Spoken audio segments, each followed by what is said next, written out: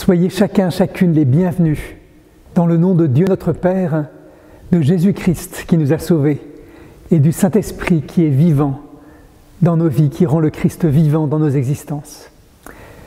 Bienvenue dans ce culte particulier, un culte qui a pour thème la science et la foi, les relations entre la science et la foi. Et puis nous avons un invité exceptionnel, Jacques Besson, qui va prendre la parole tout à l'heure pour la partie prédication.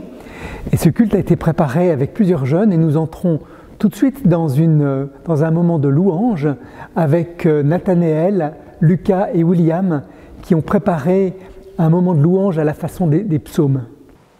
Seigneur, toi, tu es hors du temps. Tu vis dans le passé, le présent et le futur.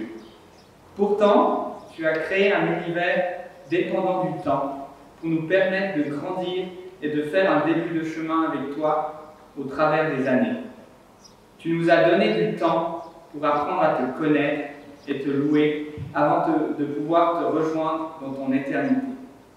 Magnifique est le Seigneur.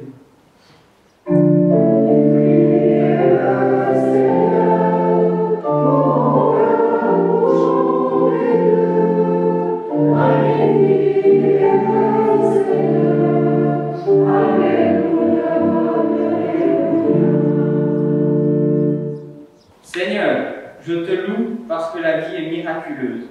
Mon existence même est un mystère époustouflant. Avant que toute chose ne fût, tu as tissé les forces fondamentales au sein de l'univers. Électricité, gravité, force nucléaire. Chacune est formidablement réglée pour que je puisse exister. Dès la fondation du cosmos, toute chose était déjà dans ta pensée, s'organisant au travers des âges, dans un chaos apparent. La trame de ta volonté s'est dévoilée, nous laissant dans l'étonnement. Magnifique est le Seigneur.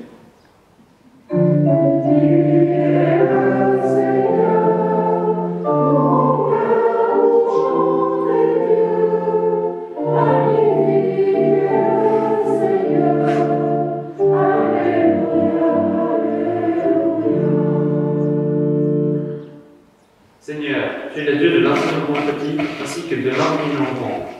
Suivant ce que l'on regarde, nous pouvons voir toutes les merveilles que tu as créées. Et nous pouvons voir à quel point tu es parfait à n'importe quelle échelle de ta création. Merci de nous avoir touchés à terre à ta côté. Seigneur, nous aimerions aujourd'hui exprimer une gratitude dans notre toi, toi qui as créé le monde tel qu'il est. Si vaste et si mystérieux, toi qui nous as créés, nous humains, si infinis sont dans l'univers. Toi et ton amour infini envers nous, malgré toutes nos imperfections, merci infiniment, Seigneur, pour le privilège que tu nous as donné. Magnifique est le Seigneur.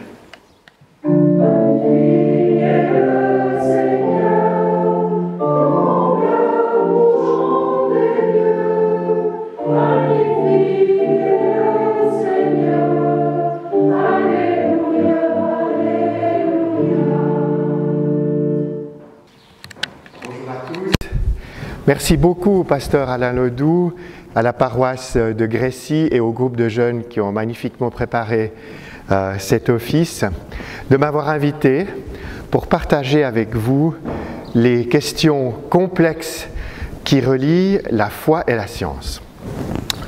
Donc, Alain vous l'a dit, je suis médecin et je m'intéresse aux neurosciences, un domaine des sciences qui est émergent et qui va peut-être compléter les réflexions que nous venons d'avoir sur l'infiniment petit et l'infiniment grand. Je vous parlerai du troisième infini, c'est-à-dire de l'infiniment complexe.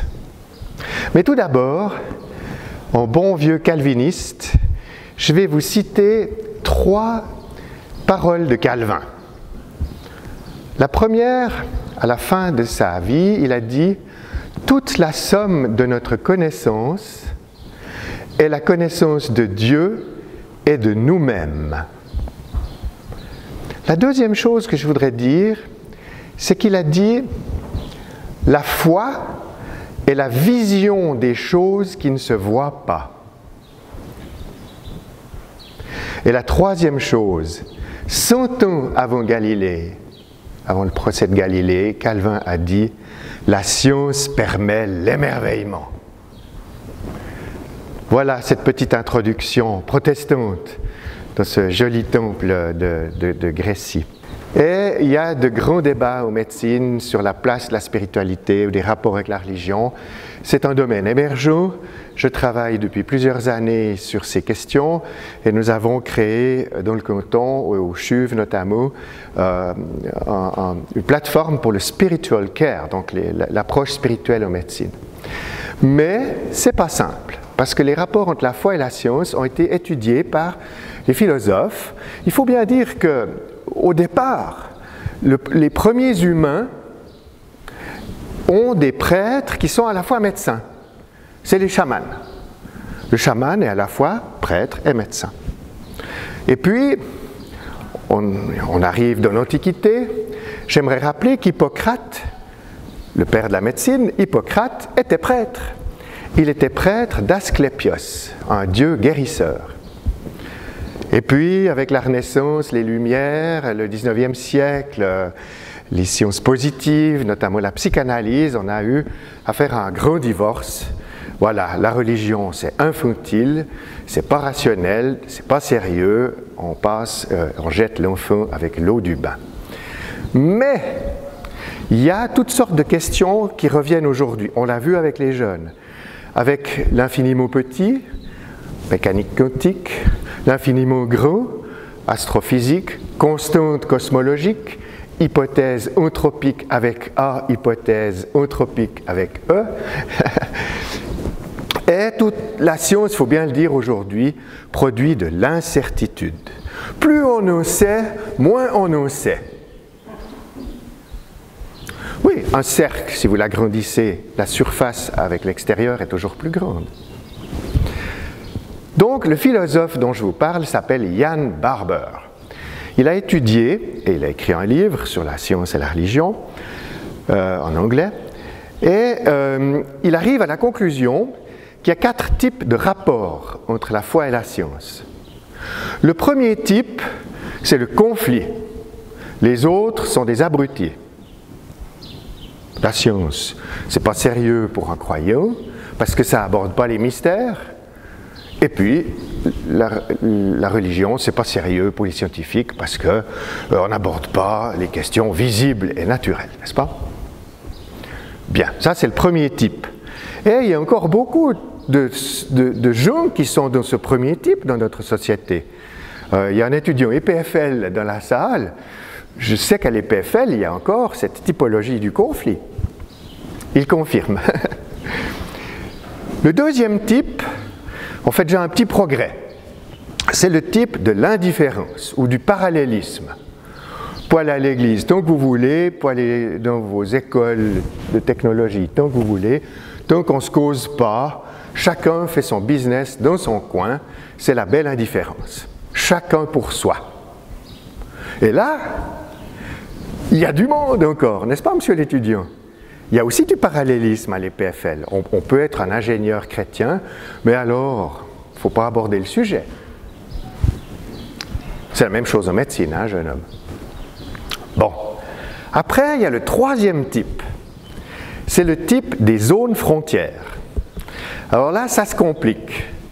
On a vu en astrophysique ou en mécanique quantique, on devient un peu moins certain de tout ça. L'origine de l'univers, l'avenir de l'univers, sont des questions troublantes. Nous ne savons pas d'où nous venons, nous ne savons pas où nous allons, et la science finalement n'y répond pas.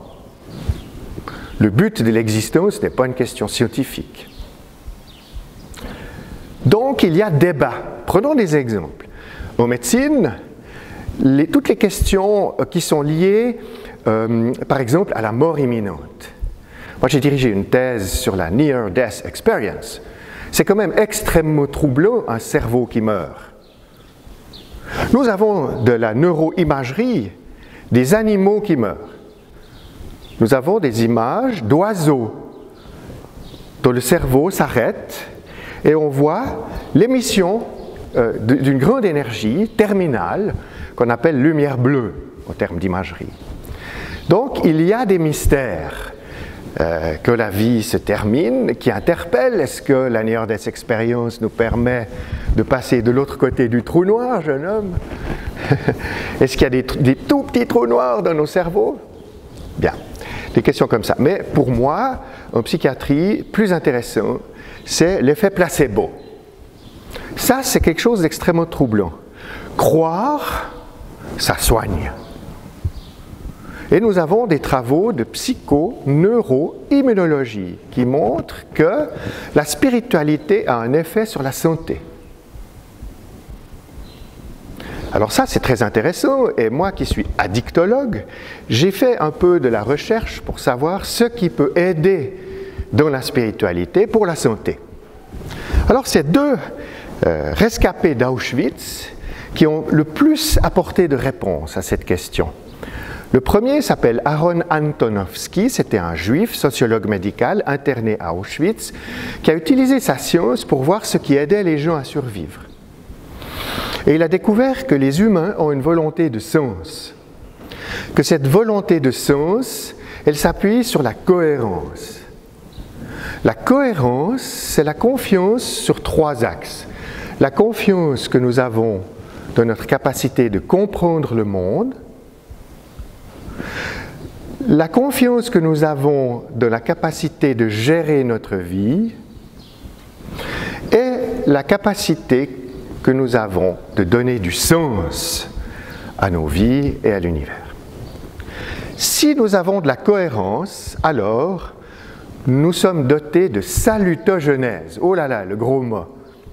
Oui, salutogenèse, c'est le contraire de la pathogenèse. Vous savez, en médecine, les médecins sont très préoccupés par la cause des maladies. Alors c'est très important et très intéressant, ce n'est pas un prof de médecine qui va vous dire le contraire.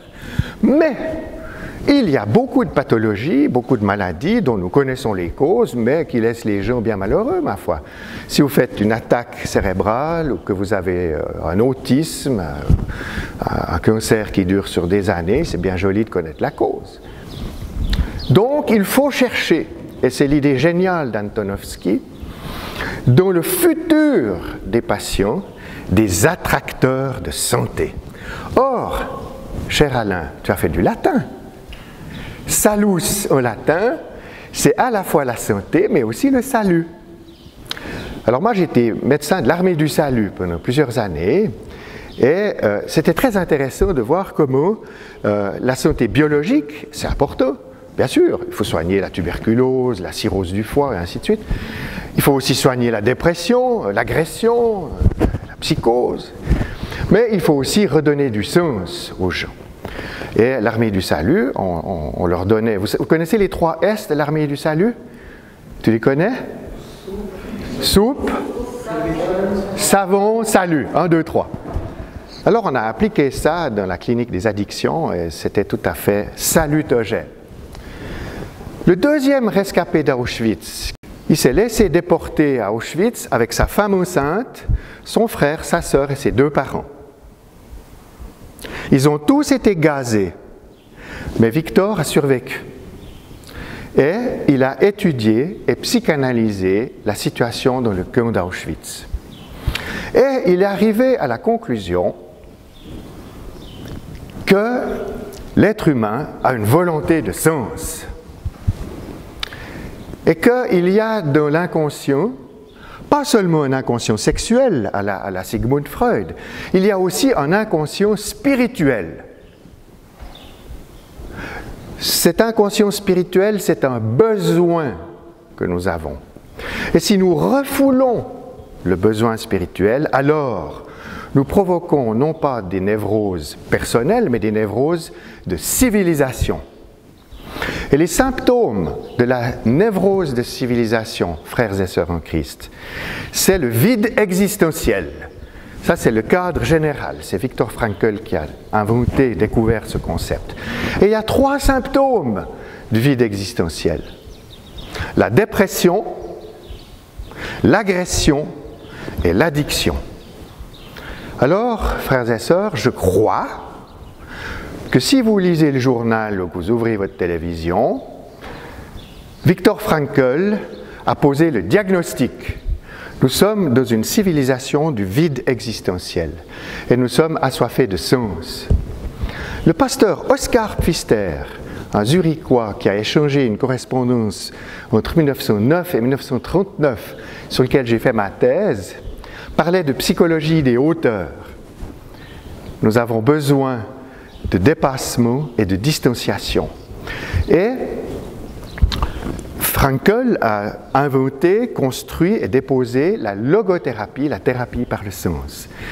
Et cette logothérapie a été longuement, on va dire, persécutée par la psychanalyse officielle, mais maintenant elle fait retour et la logothérapie est entrée maintenant en francophonie. Les livres de Frankl ont été traduits et je suis en train de créer un centre de logothérapie en Suisse. Mais si on veut revenir au sujet des sciences de base, moi, je me passionne pour les neurosciences de la spiritualité. Alors j'ai été regarder d'un petit peu plus près ce que les neurosciences pouvaient nous dire des découvertes d'Antonovsky, de Pfister, de Frankl. Alors, vous savez, il y a un cerveau spirituel et religieux. Alors peut-être, je vais commencer, si ça n'embête pas Alain, à faire la différence entre spiritualité et religion. Ça te gêne pas? Si on veut parler de spiritualité ou de religion dans les universités, il faut faire la différence. La spiritualité, dans le domaine scientifique, nous la définissons comme un besoin naturel et universel de lien et de sens, religieux ou non. Besoin naturel, ok? Et la religion, nous la définissons comme la réponse culturelle, institutionnelle, rituelle et traditionnelle à ce besoin naturel. Je vous choque pas trop? Bon, ça va. On est protestants libéraux, hein? Voilà. Alors, quelles sont les bases neuroscientifiques du cerveau spirituel et religieux? Eh bien, les premières recherches commencent avec un neurochirurgien qui s'appelait Sperry. Monsieur Sperry travaillait sur l'épilepsie généralisée, une épilepsie mortelle, parce que quand le foyer épileptique envahit tout le cerveau, le patient meurt de détresse cérébrale. Alors, il a inventé une technique chirurgicale où il séparait chirurgicalement les deux hémisphères cérébraux. Du coup, le malade était protégé, il ne pouvait plus avoir d'épilepsie généralisée, mais il avait deux hémisphères indépendants. Or, ça a permis de très nombreuses recherches qui sont devenues célèbres. Tout le monde sait qu'on a un cerveau gauche et un cerveau droit, hein? Même Alain, t'es d'accord? Je te chicane. Et alors, ces travaux ont montré que le cerveau gauche était analytique. C'est lui qui est à l'EPFL, hein, vous voyez, computer, mathématiques, hein, voilà. Puis le cerveau droite, c'est plutôt littéraire, c'est plutôt les poètes, c'est plutôt les métaphores, les intuitions, voyez. Et un élève de Sperry, un certain Gazzaniga, s'est dit, tiens, et si on regardait comment se passent les phénomènes spirituels et religieux chez ces gens qui ont des hémisphères décollés l'un de l'autre? Et il découvre, et il publie, on est dans les années 60, 1960, on découvre que dans le fond, le cerveau gauche ne comprend rien au spirituel et au religieux. Et puis le cerveau droite ne s'intéresse pas du tout à la science. Donc c'est très intéressant parce que pour avoir des rapports entre la foi et la science, il faut faire danser la gauche et la droite. Mais ça ne suffit pas. Alors après, d'autres scientifiques se sont intéressés à l'électroencéphalogramme computérisé. Alors on a mis des électrodes sur les cerveaux, puis on a fait pratiquer de la méditation et de la prière à des gens qui avaient les bonnets de bain, là, avec les bigoudis. Et qu'est-ce qu'on découvre? Eh bien, on découvre que la méditation et la prière ont un effet significatif sur les EEG et que ça a un effet calmant, ça a un effet relaxant et un effet de cohérence et de bien-être. Bon, alors après, on a regardé les neurotransmetteurs qui étaient là derrière. Or, on peut montrer que tant la méditation que la prière modifient la neurotransmission cérébrale. Et c'est différent pour la méditation et c'est différent pour la prière. Accrochez vos ceintures. La méditation est une activité unitive. Que vous méditez, par exemple au mindfulness, aux méditations bouddhistes ou aussi aux méditations chrétiennes, dans le fond, l'effort, c'est de communier avec l'univers, avec la création, de se sentir une partie du tout, n'est-ce pas? Le sentiment océanique, appartenir à la création. C'est un sentiment donc unitif. Et on peut montrer dans le cerveau que ça fait mobiliser des régions frontales, c'est-à-dire celles où on a des représentations et des intuitions, et des régions temporales profondes, c'est-à-dire des régions où on a des émotions. Quand on a des intuitions salutogénétiques, on produit des émotions qui provoquent de la santé et du bien-être. Mais attendez la suite. On sait maintenant l'imagerie cérébrale de la prière. Alors la prière, c'est très différent, n'est-ce pas, monsieur le pasteur, de la méditation. Parce que la prière, c'est une activité dialogique. C'est-à-dire, il y a un dialogue. Il y a une parole. Et cette parole, eh bien, nous la recevons.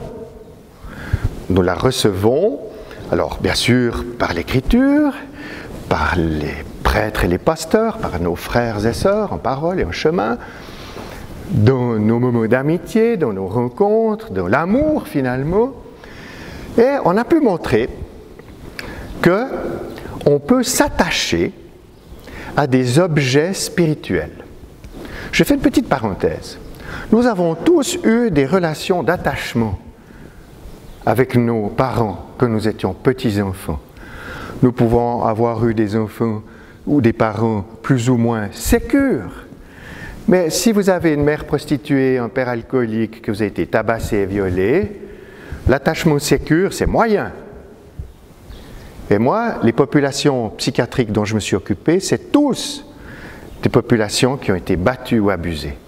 Un héroïnomane, c'est quelqu'un qui prend de la drogue anti-souffrance. Donc il y a un problème pour plusieurs d'entre nous, pour les plus pauvres d'entre nous, pour les plus vulnérables, il y a un problème d'attachement. On ne peut plus faire confiance. On n'a plus de sécurité paternelle, on reçoit des coups. On n'a plus de sécurité maternelle, elle n'est pas là, elle ne s'occupe pas. Mais la bonne nouvelle qu'a montré les neurosciences, c'est qu'on peut s'attacher à des objets virtuels et à des objets spirituels. Et retrouver un attachement sécure en Bouddha, Jésus, Mahomet, Vishnu ou l'esprit des ancêtres. Et en imagerie cérébrale, on peut montrer que pendant la prière, les régions du cerveau de la parole et des relations sociales sont mobilisées. Elles sont mobilisées et elles font du bien. Je vous donne un exemple. Nous avons fait de l'imagerie cérébrale sur des groupes d'alcooliques anonymes et de narcotiques anonymes. Quand ils font la prière de la sérénité, vous connaissez la prière de la sérénité? Oh, je vous la rappelle, elle est tellement belle, il faut la faire tous les jours, vous verrez. Seigneur, donne-moi la sérénité de supporter ce que je ne peux pas changer. Donne-moi le courage de changer ce qui peut l'être. Et donne-moi la sagesse de bien faire la différence entre les deux. Quand les AA et les NA se donnent la main et font cette prière, eh bien, ils sécrètent dans leur cerveau des endorphines, c'est-à-dire les hormones du bien-être. Donc, la prière provoque des sentiments de cohérence, de salutogenèse et de guérison. Comment est-ce possible? Eh bien, Il me reste 5 minutes, Alain. Vous n'êtes pas mort d'ennui, ça va ou bien, ouais. De toute façon, on est tous là au service avec S majuscule. Hein. Bon. Alors, vous avez vu les diapos? L'infiniment petit, l'infiniment grand. Moi, j'aimerais vous faire 5 minutes sur le cerveau. 100 milliards de neurones nobles. 1000 milliards de glies, c'est-à-dire de neurones qui sont au service des neurones nobles. Encore à peu près 1000 milliards de neurones dans le tube digestif. Il y en a à peu près autant dans le tube digestif que dans le cerveau. Chaque neurone a 20 000 récepteurs et un émetteur connecté avec les 20 000 récepteurs des autres neurones. Alors, je ne suis pas mathématicien, jeune homme, mais il y a quelqu'un qui m'a dit que pour une information électrique dans le cerveau, il y a 10 puissance 69 millions, ça fait 10 avec 69 millions de zéros, de chemins possibles pour une seule information. Autant dire qu'il y a plus de chemins dans un cerveau humain qu'il n'y a d'atomes dans l'univers. Frères et sœurs, nous sommes devant le 3e infini. Et alors, moi que j'étais étudiant en médecine, on m'a dit, voilà, il y a un nombre donné de neurones, et puis si tu fais l'andouille, tu perds des neurones, il ne faut pas boire, il ne faut pas fumer, parce que ça zigouille, tout ça. Et puis, on nous montrait des cerveaux dans du formol, puis on disait, voilà, ça c'est un cerveau. Rien de plus faux! Le cerveau est une galaxie de cellules vivantes et interactives. J'ai eu la chance, à l'université, que j'étais au rectorat recherche, de participer à la vision pour la première fois d'une conversation entre 2 neurones dans le cortex d'une souris. Et vous voyez les neurones qui se parlent. Mais quelle merveille, mais quelle merveille. Et alors, ce qu'il faut savoir, c'est que, et ça c'est la plus grande découverte des neurosciences du XXe siècle, c'est que le cerveau est plastique. Il n'est pas un plastique, il est plastique. Ça veut dire qu'il change tout le temps. Et l'information modifie la structure. En anglais, on dit « neurons who fire together, wire together », ce qui veut dire les neurones qui déchargent entre eux, se connectent entre eux. C'est la plasticité neuronale. Ça veut dire que ce que vous vivez, ce que vous entendez, ce que vous dites, ce que vous partagez, eh bien, ça s'inscrit, ça laisse de la trace. Une bonne prédication, Alain, ça reste. Et puis, ça va dans le frontal, le temporal profond, c'est cognitif, c'est affectif, et ça laisse de la mémoire. Voilà pourquoi la parole est au centre des préoccupations des neuroscientifiques. Parce que la parole, dans le cerveau, c'est le lien entre la matière et l'esprit. Et pour notre Seigneur, c'est le prologue de Jean. Au commencement est la parole. Est-ce que vous connaissez le Tzimtzum? Le Tzimtzum, c'est un récit de la Kabbale juive que Moïse aurait reçu de Yahvé lui-même, où il apprend comment est né l'univers. Pourquoi et comment est né l'univers? Je vous la raconte en vitesse? Ça vous intéresse? Bon, d'accord. Alors, Dieu est éternel, infini, incréé, absolu et nécessaire. Alors il se contemple en son sein et dans son infinie sagesse, il se dit « Où est ma limite ?» Et alors, il se dit « Je n'ai pas encore l'amour ». Alors, il se retire en son sein et il laisse un espace-temps où il laisse apparaître une lettre de lumière, le yod, la plus petite lettre de l'alphabet hébreu. Et l'univers va se reconstruire à l'intérieur de cet espace-temps autour de la parole.